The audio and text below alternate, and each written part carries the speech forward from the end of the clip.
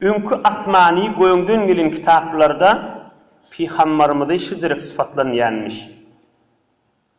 Ahmed Muhammed Resulullah Allah'ın saylap söyün bendesi. Qaharcan değerli, qıngır qılıqsız değerli. Qaharcan değerli, inni gelecek Peygamber veliyada Tevrat'ta ise. Qaharcan değerli, qıngır qılıqsız değerli.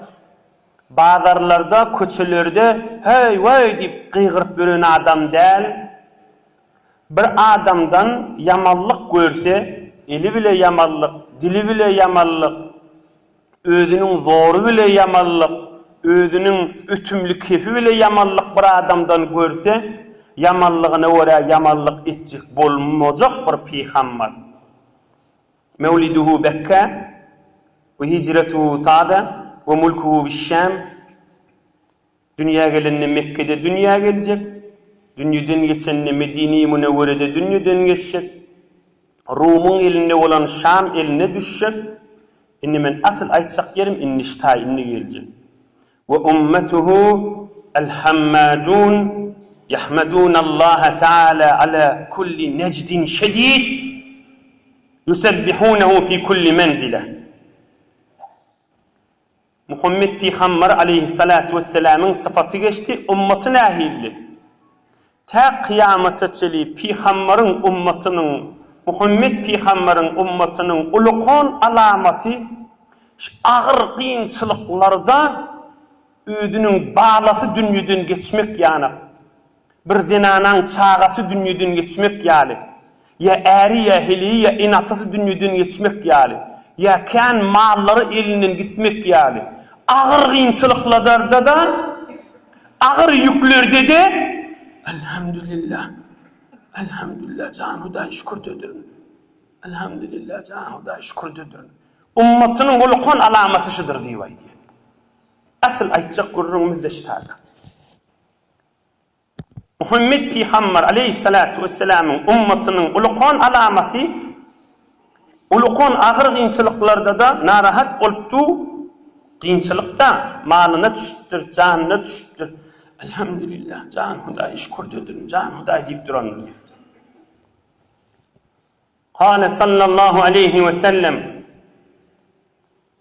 evvelu men yudâ'el cenneh el-hammadun ellezîne yahmedûn Allah azze ve celle alel-serrâi ve'l-zarrâ revâhu't-Taberâni ve'l-Hâkim. Peygamberimiz aydıptır. Kıyamet gününe guruh üyüşüp cennete girmeli vakt yetenine hamana falani giriye. Emme bir üyüşüp de bir girilecek de falan fırqa girsin, falan fırqa diyenim inneşi biri. Şehir kıyınçılıkta, hoşlukta mıdam elhamdülillah diyenler saylanıp girsin niyilecek. Kim? Hoşlukta ve kıyınçılıkta elhamdülillah deyip bir bendiler var. Onu men ne gireyim bir süre deyip zor hiç kim başarmıyor ha. Hut şol adamlar kıyamette saylanacak. Haçan Peygamberimiz aydıptır. Üyüşüp gireceklerin içinde en avval girecekler şolar diyor.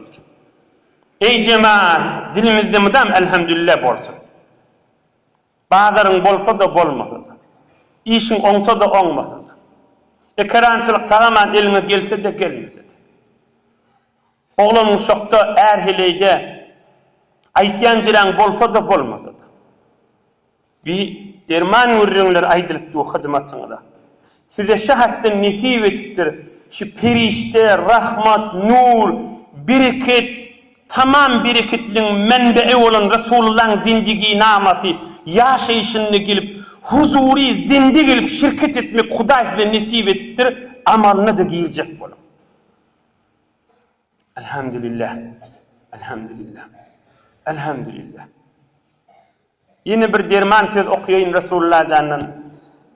Kâle sallallahu aleyhi ve sellem afdalu zikri la ilahe illallah ve afdalu dua elhamdülillah. Hadisun sahih ravahu İbn-i Maceh ve İbn-i Habban. En zikir, Allah'ını zikretmen en kovsuname belli la ilahe illallah. Kafir Müslüman etdiyen zikr ol. Kafir Müslüman mol yaşana ista.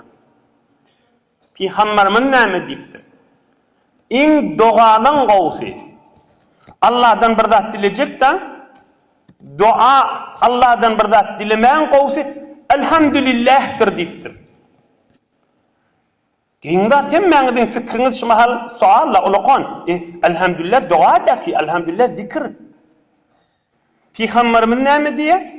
İň dogadan gowsy Allah'dan dilemeň iň rahat behterin ýoly elhamdülillah'tir diýär. Birje elhamdülillah. Tamam ulamalar men gurrüňe tutdirler. Çoňyr ulamalar. Elhamdülillah zikr. Onnada Rasulullah men dogadan gowsy diýär diýär. Tamam mezheplerde şu ulamalar gurrüňe tutdirdi. Adimdan jedidden. Peygamberimiz näme diýdi?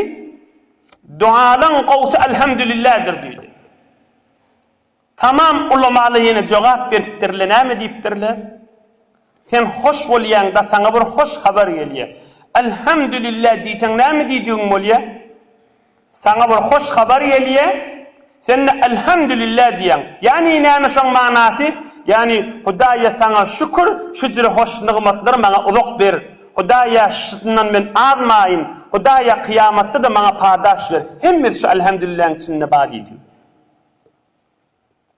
Aýtaýdyn, oý zihnimizde gowy jaýlaşsyn. Bir hoş habar gelýär sana elhamdülillah diýen. Ya malyňda halal peýda görýän, ya oglaň şoňdan, ya dininden, dünýäňden bir hoş habar eşitýän, elhamdülillah diýen. Yani şahit şoka düşüp Hudaýdan şunu dilen ya Allah. Hudaýa şu nygmatlar uzak ber. Hudaýa şu nygmatlar bizden alma. Hudaýa şu sogabyny bizden alma. Hudaýa şu nygmat bilen men günah edamaýyn. Hemmeti şu elhamdülillah'ın içinde badydy. Ya kıyınçılıkta, musibat, ağır yük malıngda, oğlun şoňda, erheleylikde, ya balası dünýeden geçýär. Özüňe tesawwur edende hakyň çatmaýar da balaň dünýeden geçmeli, ya bitirdi enelere. Onu da balası dünýeden geçýär. Elhamdülillah, elhamdülillah diýip da, yani näme? Hudaýa, men sana ýene şükür elhamdülillah diýip kıyamet derecemi ulaqan bolsun, kıyamet derecem elimden gidamasın diýdi. Kıyamatta bağlama sataşayın men cennete bile gideyin diýdi. Şoň üçin dogaly kan. Yani kıyınçılykda, o hoşlukda sen elhamdülillah aýtsaň, sen üstüňe nur ýagýar, bereket ýagýar.